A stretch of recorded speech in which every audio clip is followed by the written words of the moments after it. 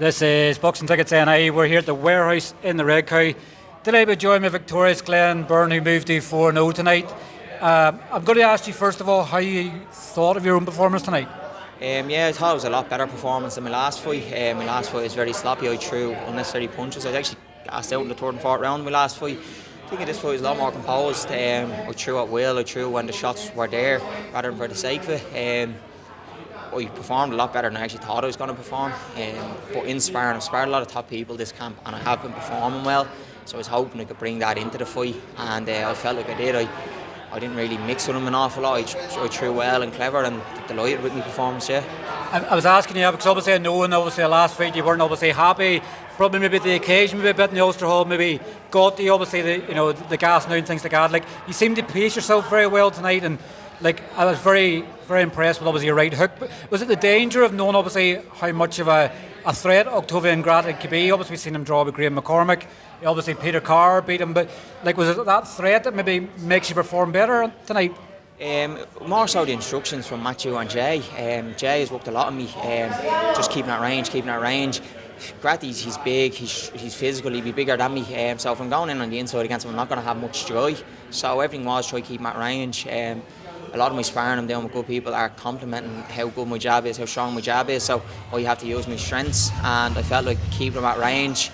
I was good. He told the lads after I broke his rib with a right hand to the body, which I'm delighted with. I felt like I caught him well to the body, and they were all from a distance. So I thought I was clever.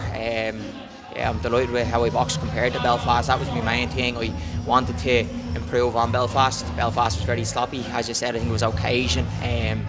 Went all guns blazing in the first round and sort of blew me load. Whereas there I was composed. I didn't throw for the sake of it. I'm happy. Yeah. It's like when you hear obviously Octavian Grattan obviously has broke a rib. Is that like, do you sort of like, yes, obviously you don't want to wish anybody any injury in any way, but when you know that you've done an injury to a tough guy like that, obviously it's going to give you a lot of confidence sort of moving forward. Yeah, 100%. My second fight I finished the Brazilian with a right to the body, and I'm hunting him there to the body. So I think as I progress, as more training I'm doing, when I turn into punches properly, like I'm still only learning the likes of turning out properly and bring my weight across. So I do believe that when I piece all the puzzles together, that I probably could become a lot better of a body puncher. But out of 4 fights, I hurt him to the body, and then my second fight was a body shot. So it is a positive for me. But I think as I go back to saying, my positives are straight boxing, keeping at range. It's good to be able to throw good body shots for when I have to be on the inside. But yeah, I am overall happy. Yeah. Would you say, obviously since making your debut in November, would you say you've probably been a really good sponge? Obviously a good sponge is taking everything in and obviously putting in the practice. You're bringing in what you're sparring and what you're training into the ring. Is it probably fair to say you're probably a decent sponge? Yeah, 100%. Everything the lads are working on me in the gym, I take in 100%. Anybody I speak to who's involved in boxing, I ask for advice. Anybody that can give me advice, I take it on board. The work that they do in the gym with me, even young Matthew, the amount of time he puts into me, going around the ring, working on my footwork, he doesn't take advantage of me in any sparring. Everything is to improve me. I try to take everything I can on board to put into progress in the ring, and I think as my fights are going, like the first fight was a good fight, it was entertaining, but it was sloppy as fuck. Second fight was whatever the second fight was. Third fight was the same. I showed in phases, I boxed well, but I was very sloppy, and then I think today I boxed well for the majority of the fight. So it's sort of every fight I'm just getting that bit better, and if I keep progressing at the rate I am, I'm not stupid, I'm not naive, I want to learn, I have to learn. Like, it's as simple as that. If I want to achieve anything, I have to keep learning, but I think I am progressing at a quick rate. Is there extra pressure? Obviously, Jay, obviously it's no secret, Jay's your brother, he runs the shows. Are you putting extra pressure on yourself to the fact that you're getting the opportunities because you're working hard, you're progressing every fight, but you don't want people thinking, oh, there's Byrne, he's only on the card because his brother runs the show, sort of thing? Like, you're obviously having to put extra obviously into what you're doing so that people are thinking of you for who you are rather than you're Jay Byrne's brother. Yeah, well, at the end of the day, I am my own person. I do everything off my own back. I am lucky that he runs the shows because he helps me, he picks the right opponents. he cares for all his fighters 100%, and he picks the right opponents for them. Puts a lot of time and effort into me in training camp. So when he picks my opponents, when he picks a lad's opponents, who else is fighting, it's up to their coach to look into them. But he picks my opponent, and then him and Matthew come together, stick to a game plan, and then we execute it for hours. I've only got to start a new job, so my timing's changed. He works around all my times. He puts in all the time into me, makes his time my time. So yeah, although like I don't feel like I have pressure, but I want to succeed. I want to do well because of the amount of time and effort he's putting into me. He doesn't need to. Like as I said, I'm up with Matthew 3 nights a week. He's putting in time as well, so I'm getting as much time as I need off the both of them, and it's benefiting me massively. Now, we know you're a gentleman, obviously, in the sport, and you'll never sort of bad mouth or anything or anybody. Obviously, you're not calling anybody out. Jay highlighted to me the fact that obviously in the Ulster Hall card that James Freeman was obviously running about, sort of mouthing obviously about you and your fight. Firstly, obviously your thoughts on that, and obviously Jay's obviously mentioned that as a potential fight. There's been nothing sort of back the opposite side, so maybe it's a compliment in a way that they haven't responded to that. Firstly, obviously, when I ask obviously your thoughts on what was obviously rumoured to have happened in the Ulster Hall, and secondly, would you be up for a fight with James Freeman? Firstly, I heard it on the night. I did find it quite disrespectful. I was openly honest in my interview afterwards. I had a very poor performance up there. I think I let the occasion get to me, as I said.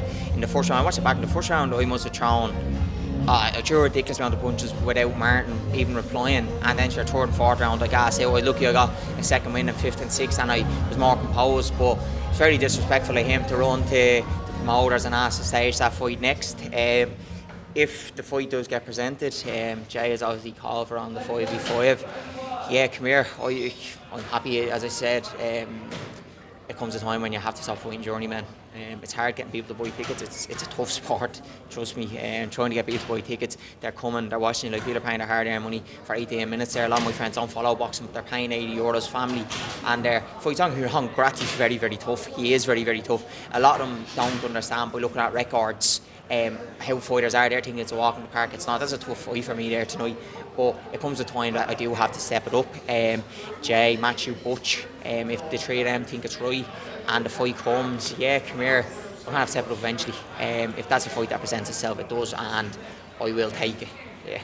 I know you're in no rush to sort of develop, but that's now 3 scheduled, 6 rounders, obviously 1 stop and 2.